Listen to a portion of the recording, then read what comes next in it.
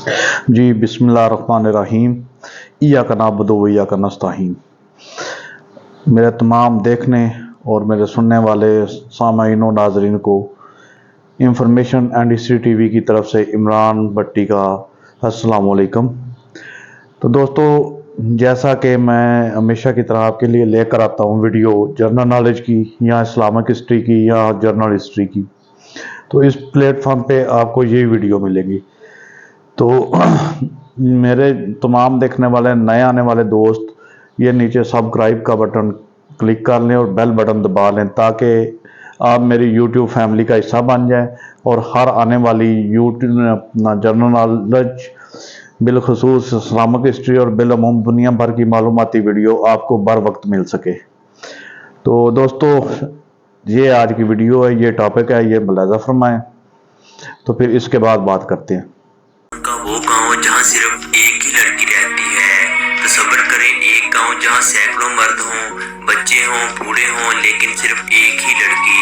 ना कोई सहेली, ना कोई औरत, ना कोई माँ जैसी शख्सियत। क्या ये सच हो सकता है? जी हाँ, ये हकीकत है। पाकिस्तान के एक दूर दराज इलाके में वाक़या बलूचिस्तान का गांव गरीबाबाद, ये वो जगह है जहां एक अनोखा मंजर देखने को मिलता है। पूरे गांव में आपको मर्द ही मर्द नजर आएंगे, छोटे बच्चे, नौजवान, बूढ़े, सब मर्द ही मर्द। लेकिन अगर आप किसी औरत या लड़की को ढूंढेंगे तो सिर्फ एक ही चेहरा नजर आएगा और वो है आयशा का।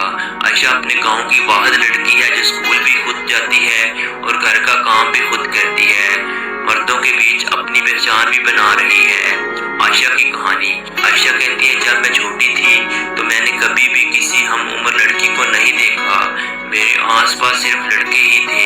कभी कभी दिल बहुत उदास हो जाता है। मैं चाहती हूँ कि मेरे जैसी और लड़कियां भी यहाँ हों ताकि हम एक साथ खेल सकें, बातें कर सकें और अपनी जिंदगी को बेहतर बना सकें। आखिर ये सूरत हाल क्यों है?